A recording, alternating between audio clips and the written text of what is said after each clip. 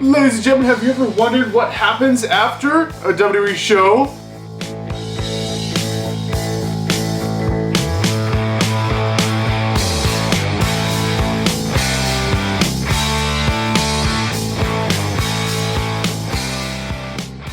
So this video is brought to you guys by SeatGeek. So if you guys are looking for tickets for any event in the entire world, get them through SeatGeek. Use my last name, code Hodge at checkout. You guys will get $20 off your tickets. That is for first-time orders only. So yeah, if you used it before, make a new account, new email. You can still use the code. Get yourself $20 off for literally any ticket for any event in the entire world. All right, ladies and gentlemen. So as you guys know, I've been to a lot. I mean, a lot of WWE shows. Way too many. Let's be honest. Way too many. More than any human should ever go to. I've been to. So I've been over 100 well, I don't even know, probably more than that. There's over 100 WWE show vlogs on this channel, which I don't know how that's even humanly possible, but I guess I was doing the vlogs for like over 10 years. So yeah, there's a lot of stockpile of vlogs there, and pretty much what I could show of the shows I showed, and when they went off the air I always showed it. So what happens when WWE go off of the air? Well, something actually does happen for the live crowd that are there in the arena that you cannot see on TV. You usually can't see anywhere else. And I included that in most of my vlogs, from like John Cena in Knoxville, Tennessee, you know, the University of Tennessee, singing Rocky Top, which is like the Tennessee Vols kind of theme song or whatever for their football team or basketball team or whatever. John Cena was singing that after I think it was a Monday Night Raw went off the air, and I have that on one of my vlogs. Just so freaking cool.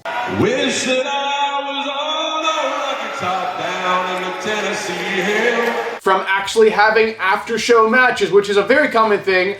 Not so much for the premium live events. You'll never see that for a premium live event or pay-per-view. But for Raw and SmackDown, you'll see these dark matches, they call them. It's dark because it's not on TV. The lights, the lights are on, but the camera's not. It's like lights on, camera roll. It's not. It's a dark match, but the lights are still on. It's not like in the dark or whatever. But they call it a dark match because it's actually not filmed. It's not on TV or anything like that. It's just there for the live crowd. Because sometimes Raw, SmackDown, it may end in a bit of a shocker or something that the crowd does not like, and they want to send the crowd home, happy because the crowd paid a lot of money for their tickets. So they'll do a send the crowd, home happy kind of match. So they'll have the babyface come out. There'll be some kind of bad guy come out, challenger, and the babyface will usually pretty much always win. I don't think I've ever seen a dark match where the bad guy wins. Yeah, the good guy will win and be like, all right, that's how we do it here in the WWE, and then they'll go around and everyone front row, they'll take the pictures with people and stuff like that. So that's what we'll get into here. Premium live events, they don't do this for whatever reason, because it's this is the big show, this is what it's happening. You don't see a lot of promo cutting and things like that. That's kind of the difference. If you go into a Raw or a SmackDown, you'd expect to see some trash talking in the ring, some back and forth, and then the show, the main show, the premium live events, where it happens. It kind of just happens, goes off there, that's it. And if you're sitting floor, take your chair, go home. If you're not sitting floor, don't get nothing, just go home, just leave. And yeah, basically, you can't really stick around, is a point I want to make here. You really can't stick around after the show if they're not doing anything, because security will not let you. That's kind of security's job. It's one of the requirements they train them is when the show's over, orderly guide all the fans out of the arena, so for safety or whatever. So yeah, basically after the show's off the air, if you wait long enough, most people will file out, but some people will stick around or chit chat with their friends or whatever. But then security, if you wait long enough, which I think everyone has who's been to many shows, you've been talking to friends or whatever, and you kind of forget where you are and you forget the time or whatever, and I don't know how long it is. It depends on the place. Maybe it's 10 minutes after the show, or maybe it's a good 20 minutes after the show. Security's like, all right guys, the show's over, let's go ahead and start filing out of here. Because of course they gotta have cleaners come in and clean up the arenas and everything. I mean, people have jobs to do. They're tearing down the WWE set. They gotta get the people out of there because they're gonna be going up on the lighting rig and taking it down, all kinds of stuff like that. But one thing, if you hang around for a little bit, they start taking things down immediately. If you hang out a little bit, of course, you'll see them start taking down the announce tables and all the production gear with that stuff, and start wrapping up the camera cords and stuff like that. If you hang out long enough, and it happens really, really fast, I would say maybe 5 or 10 minutes after the last match, you'll see, and it used to always be Charles Robinson, the referee, coming out, taking apart the ring. You actually see them start taking apart the ring. They'll take off the turnbuckle pads, they'll start twisting the wrench on the turnbuckles, loosening the ropes, taking off the ropes.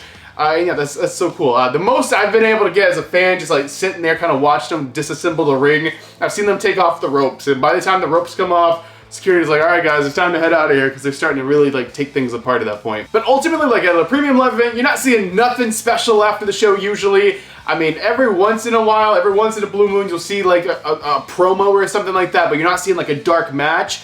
There's dark matches, which is an actual match with a referee, or you know, the bell, ring the bell, and then the 1, 2, 3 count in, and then ring the bell again, the end of the match. So it's like an official match. But as far as like some other shows, and sometimes you don't get a dark match. Sometimes you just got a dark kind of little promo. Like I know Cody's done this a lot in his run. Like if he's in the main event of the show as a tag match or whatever, that's kind of it.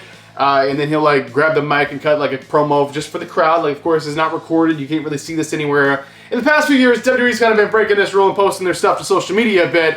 But ultimately, yeah, we get the kind of dark kind of promos. But of course, for the money, you want that dark match. And yeah, the dark match happens. And sometimes you'll see like tapings and things like that. You'll see interesting things. And you know, SmackDown before, I know it's completely different now, but before SmackDown used to do their dark match, their dark segment, actually before SmackDown. They would film it before SmackDown. I believe after SmackDown they were filming like the 205 Live show way back when.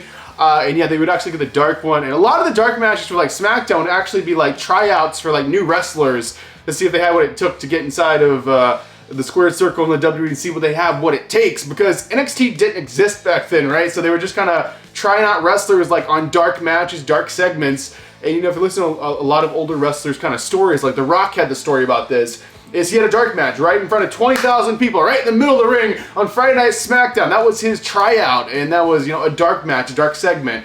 It wasn't taped, it wasn't on TV, it was just for the crowd there to kind of try him out and see what he had. I mean, they kind of used to do that a lot.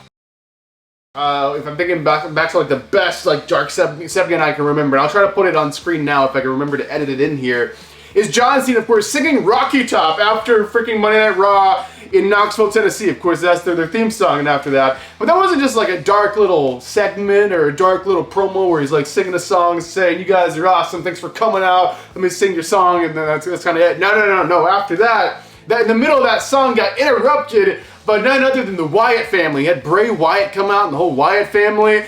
And there was a whole match there with Bray Wyatt versus John Cena in the dark match. Y'all know this part. Rocky Top will always be home sweet home to me.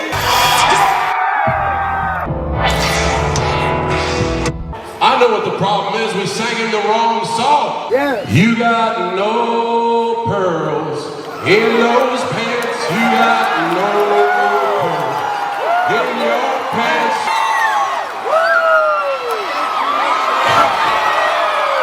Like, that was an amazing time. It was like 2014. You gotta definitely miss those days, but that was great. I mean, that was probably one of the best ones, or I would say the most memorable in my mind of a dark segment. But you always see like these matches. You'll see random tag team matches with, like, I think one before I saw like a John Cena, Roman Reigns teaming up with, maybe it was like a Usos or something like that, to take on another team of heel people. Like, you always see all kinds of crazy stuff. But remember, this is like only like Raws and SmackDowns, like premium live events for the most part. Show's over, you go home. And sometimes like Raws and SmackDowns, there hasn't been a dark segment. Like, I went to the shows before, they're just like, okay, that's the show, guys, go home. And that's kind of it. But for the most part, pretty much every single Raw and SmackDown has that dark segment, dark promo, or dark match of some type. There will be something special for the crowd to send them home happy, and that's usually the way what happens after wrestling shows, if you will. So this is like a shameless plug here. Like, if you guys want to see all the moments from WWE that didn't actually ever make it to TV, it's actually here on my channel, like in the playlist for the vlog. So definitely check that out. Hopefully that answers the question, what happens after WWE go off the air? What happens to the live crowd there? That's pretty much what happens, and it's so freaking cool. So thank you guys for watching. I'm your one and only undisputed king of vlog style, Brandon Hodge, and I'll be seeing you guys in the next video.